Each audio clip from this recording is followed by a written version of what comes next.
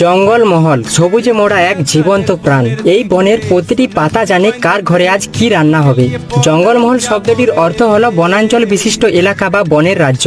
বর্তমানে পুরুলিয়া, বাঁকুড়া, ঝাড়গ্রাম এবং পশ্চিম মেদিনীপুর জেলার বিস্তীর্ণ এলাকা এই অঞ্চলের অন্তর্ভুক্ত।